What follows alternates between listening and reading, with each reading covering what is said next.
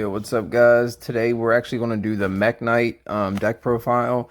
Now, some of the cards, when I come across them, I'll explain a little bit more about it. Like with this one right here, I'll explain once I get to it and everything. But we're going to start it off here in just a second. Where did I put the extra? Extra decks right here, or side decks right there. Let's move this out the way. We're going to jump right into it. Starting off, we're going to play 3 Veiler. Ash is really good. You could switch it. Now, the hand traps with this deck, you could play in any combination you like. I just like Veiler the most. Veiler, you can use, Ash, Ghost, any of them. Side deck them, main deck them, any which way you like. The hand traps are kind of like, they're interchangeable. So we're going to start off with the 3 Veiler, the 1 Reborn, 2 Crackdown, 1 World Legacy Scars. Oh, this card's really good if you can fill the requirement. If not, you could drop this card for something else. We're playing 2 Pinpoint Landing. Pinpoint Landing in this deck is incredible. Like, and plus it makes a column because of the spell and trap. This card, you draw a card if you can special summon a monster from your hand, and since we're playing Mekk-knights, that's literally all we do. So this card comes in clutch, and it's really good draw power for the deck. So if you're playing Mekk-knights, try this out.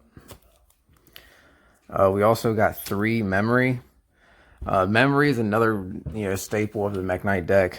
It really helps, and it comes in good for the grind game, or if you need it to start, you can use it to start off with. It's really strong card. 2 Key. Key is another one that is really good and important in this deck. Definitely run at least 1 Key and 1 Whispers if you're not playing 2. I wouldn't max out at 3. I think 3 is a bit excessive. And plus, you want to keep your spell and trap count low as possible in this deck. You don't want to, not low as possible. You want to a good number. I wouldn't play no more than 15 total. So just keep that in mind if you're playing Mekk-knights. But I think 2 is the correct number. World Legacy Whispers, like I just said with Key, it's the exact same thing. You don't want to overshoot it, but you don't want to underdo it as well. Whispers is really good. Now, Whispers and Key. Okay, the spell negates the trap negates the spell in the same column as in the Mekk-knight monster. So just remember that when you're playing it. It comes in big, especially if you have Move Man on the field. Move Man is an incredibly good card in this deck. Now the round up, the generic stuff. Let's go ahead and put this up here. The generic stuff that you can play is going to be 3 Solemn Strike. Solemn Strike, gets you that spell. It gets you a card in the column, so you can use it, to special your Mekk-knights. It's very good card, very strong.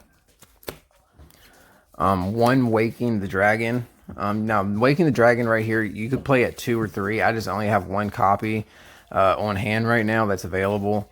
I just didn't feel like looking for my other one, so I just only play the 1 right now. But when I play my actual deck, I usually play it at 2, or side in, or keep it on the side deck. But 1 in the main is actually perfectly fine.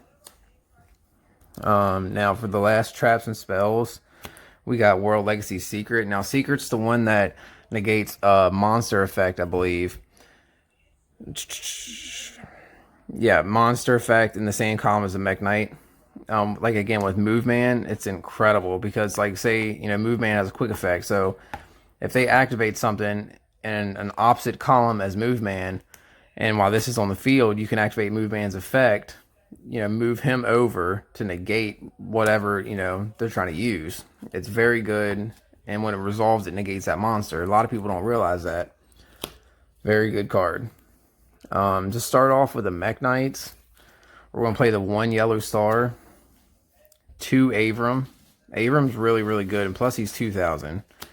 We're going to play the 1 Green Horizon, the 1 Orange Sunset. Now, I play 2 Red Moon. I think 1 is too low. Red Moon's actually really good, man. He can pop a card in his column is the same as whatever. Say if he's trying to pop a card in his same column, you can just, I believe, banish 1 from the graveyard to do so. It's really good. Really good. It comes up clutch sometimes. This right here, I play 3 Move Man, 3 Indigo Eclipse. A lot of people play 2. I think 2, you want to see this card as much as possible. I think it's just as good as Blue Sky and Purple Nightfall. It's very good card, especially when you combo it with secrets. It can definitely get the job done and get you some wins. Oh yeah, one card that I forgot to mention. This card right here, you can play at 2 or 3. Test and see which one you like better. I play it at 3 just because I like the extra draw power, and it can get you into Almirage. Imperia is really, really good. You summon it, draw a card, link it away to Armorage, set one behind Armorage, and then you can go in your, Mekk-knight combos. So definitely, if you're playing Mekk-knights, play this card. Now, for these last cards, Purple Nightfall, I'm playing at 2, and Blue Sky, I'm playing at 2. Definitely play these cards at 3. I only have 2 of each. I could have swore I had 3 of each, but I cannot find my other ones. So right now, I'm just playing them at 2. But if you're playing this deck, play them at 3. Very, very strong cards. The extenders of the starter and extenders of what you need. This card right here, Purple Nightfall, comes in clutch. It can really grind out some games and keep you in it. So if you're playing Mekk-knights, play them at 3.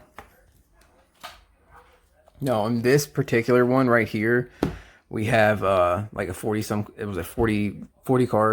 card deck. Let's jump into the side deck. Now the side deck for Mekk-knights, you can go like a lot of different ways. Like I'm going 2 Twin, 2 Mind Control, 2 Ash, 2 Anti-Spell Fragrance for Pendulum, 2 Evenly Matched, and unless it gets hit on the ban list, I'm going 2 Lancia for Orcus. Now, the reason why I say that is because Orcus is probably going to get killed on the upcoming ban list, and I really hope it does, because Orcus, Sky Striker, Thunder, all these decks has been around for so freaking long, and I'm just ready for them to go. And last but not least, we're going to play 3 Ogre. Now, that's the side deck. The main deck is going to, or the extra deck is going to be a little bit different. It's really interesting.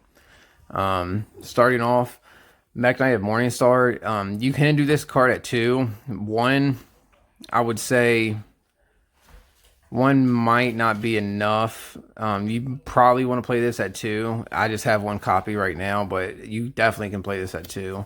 1 Spectrum Supreme. Now, if this card doesn't point to anything, it definitely is huge. Like, if this card's the only card in this column, you can attack directly with 3k. And if there is a card in this column, you can send 1 other card you control in this card's column to the graveyard, special 1 Mekk-knight monster from your deck in defense. So that's, again, huge. 1 Arvamax. Arvamax is another card that a lot of decks can't get over. Now, that's for the Mekk-knight extra deck monsters. We're going to go into the XYZs.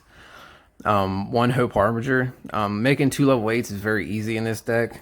So you want to play some type of rank 8 package. So I play Hope Harbinger, and I'm also playing the Galaxy Eyes package. Now, these are also with rank 8s. Galaxy Eyes are really good in this deck, especially these 3 right here. Now, I believe there is like 1 or 2 more you could definitely interchange for. That would be no big deal, but this is the one that I like the most. And then we're going to go into the Nightmare package. Cerberus, Phoenix, and Unicorn. All 3 of them are very, widely used extra deck cards. I'm pretty sure y'all know what they do. 1 Armorage. Armorage, again, it's a very good card, and it can come in clutch a lot. 1 BLS. BLS is the lifeblood of this extra deck, man. You go into BLS, there's a lot of problems you're about to cause for people. Now the Boral package. I play Borload Savage, Boral Sword, and Borload.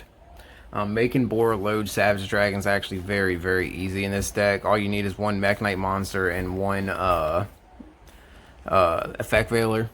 It's very, very simple in this deck. It comes up quite a lot. And plus you link a lot in this deck. So him being an Omni Negate is huge. Definitely play at least some type of Boral package in your extra deck. It will come in big for you. Now that is the profile. Like I said, some of the cards you could switch around a little bit. Like there is one other card that you could play in this deck without a doubt. World Legacy Succession. You would definitely want to play that. You could drop the 2 crackdowns to play the 2 succession if you want to. That is definitely not a bad thing. I'm considering doing it. I'm testing it right now on Nexus. I'm starting to like it, but as of right now, this is how my Mekk-knight deck sits. And I just wanted to show it off to you guys. So if you are interested in playing Mekk-knights, try this out. You'll probably like it.